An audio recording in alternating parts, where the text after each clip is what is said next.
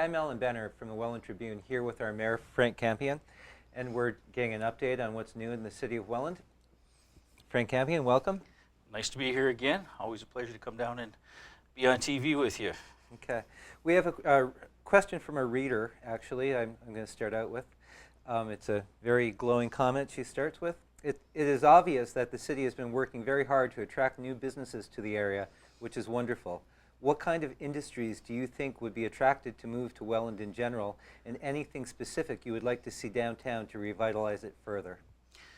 Well, first of all, that is a great question, and it wasn't my mother that sent it in, Alan. No. So, but yeah, I think that things are really moving along and moving ahead for our city right now, and we're getting a lot of momentum. So things are actually happening fairly rapidly now, and you'll see some of that coming up the next couple of days as you cover council. So specifically to the question, we'll take any type of industry in Welland. Particularly industry that can assist other industries. So GE is a big plant coming in. There's a huge supply chain for that. We're working on that right now. And I also think that there's great opportunity for logistics companies and that type of, if you're talking about bigger industries, and advanced manufacturing. And of course, downtown, it's coming along too. I mean, our CIP programs are working well.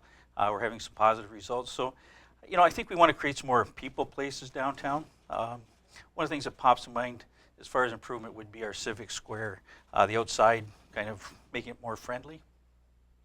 Okay, and in what way? More benches, that type of thing? You've got I think opening it up a bit. It's from my mind, a little bit cluttered right now.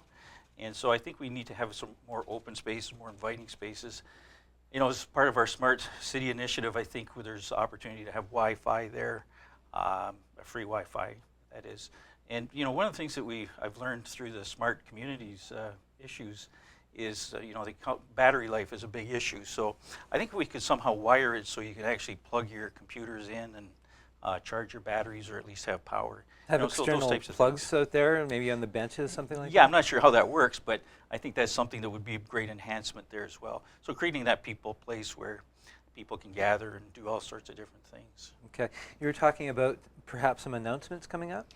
Yes, you'll have to wait for those announcements because there's some issues that we need to talk about in camera with councils. They're obviously property matters, but there's a great deal of interest in property in Welland right now, both industrially and residentially. So I think you'll see some impressive announcements coming up shortly. Any idea, can you say how many we could look forward to? Dozens or? Well, in the short term, probably two, and as we move forward in the next few months, I would think a few more. I really can't be specific because everything's sort of in the works right now. A lot of balls up in the air, but they're starting to land, and we'll be in a position to talk about that further.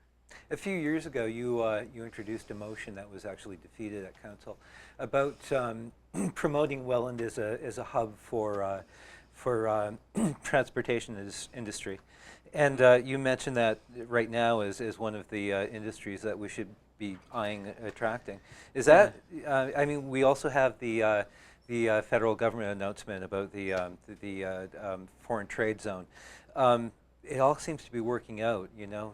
You're a little bit ahead of the rest of the guys at that time, or? Well, I would like to say that, but the reality is that it's an evolving industry we have here, and certainly logistics wasn't a big popular item at the time when I brought it up. But I think it's just one of the pieces. As you manufacture, you have more manufacturing happening around here, in general within the peninsula, within Niagara. And in Welland, you have to get the product to and from the market. You've got to get your supply chain, your supplies coming into the area. You have to have storage for that, facilities for just-in-time delivery. So I think it's coming of age for our area. I'm thinking that anyway. Another long time discussion has been about focusing on student housing downtown.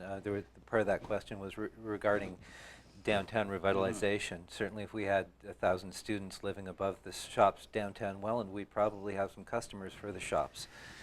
Yeah, as much residential as you can put into a downtown will build up your downtown. You have to have people.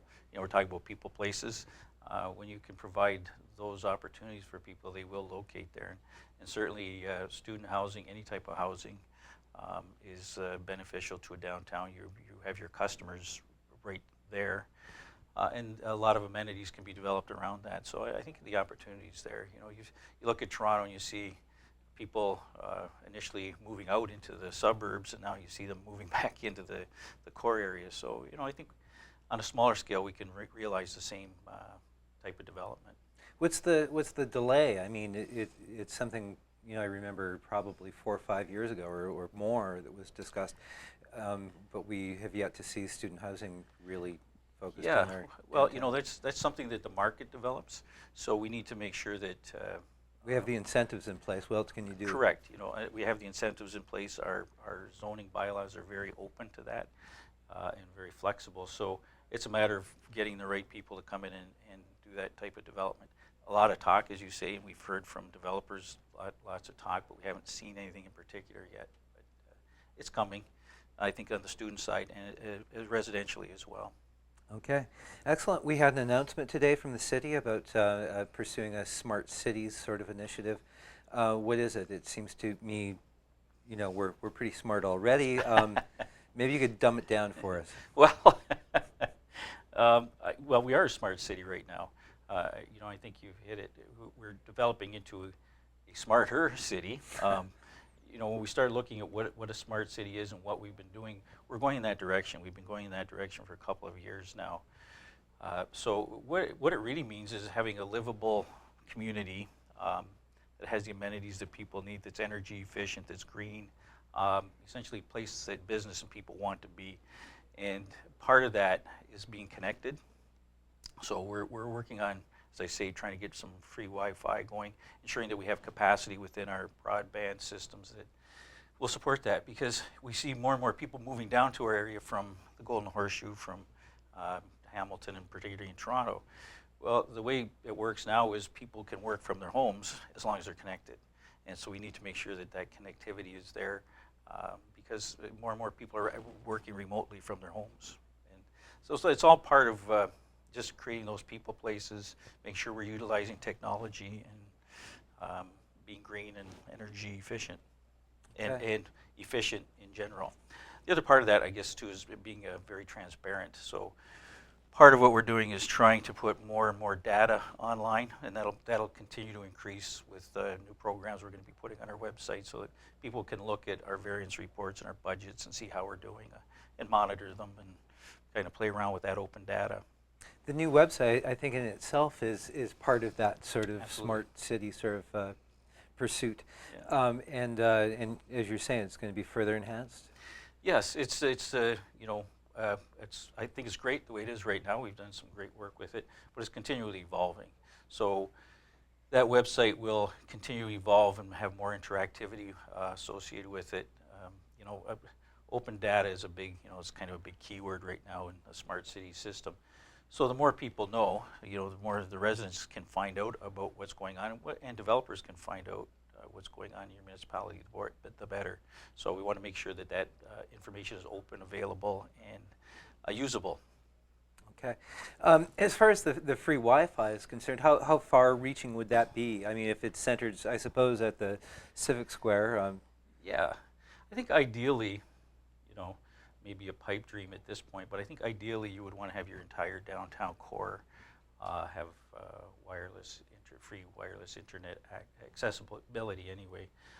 You know, we have the shopping centers have them, lots of businesses have them, so I don't think it's too far-fetched to try that, but you've got to maybe branch out, you know, like to have the entire municipal building and areas around it being accessible, and then spread that out from there. So Market I think the Square, sky's the perhaps? limit. Exactly. You know, it's kind of the sky's the limit as we just broaden that out. I think the more you have, the better. People Okay. need to be connected, want to be connected, and also want to have power. All right.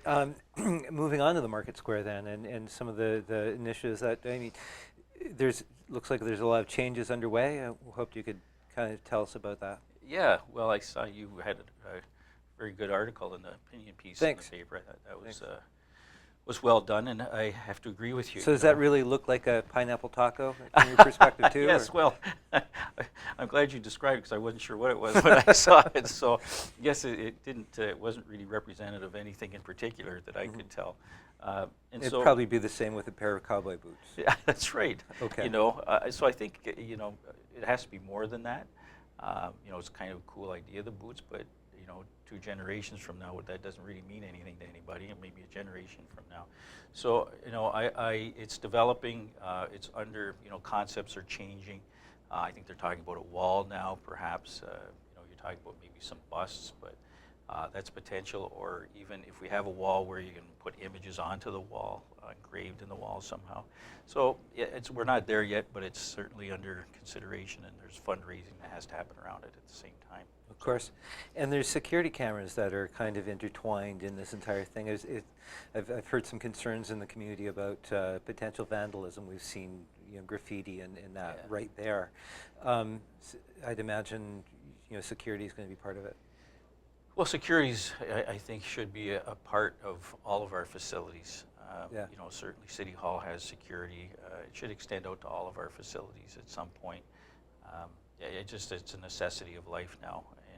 And on top of that, it does assist other areas around our facilities, so that if something happens in a store, there's a break-in, we may be able to pick something up on cameras as well. So, it's not the Big Brother type of a thing. It's more of a security item that can be helpful for not only for us, but for all the businesses and residences around us. All right. Well, very good. I think that's about all the time we have, and thank you for sharing with us. Thanks for having me. It's always All a right. pleasure.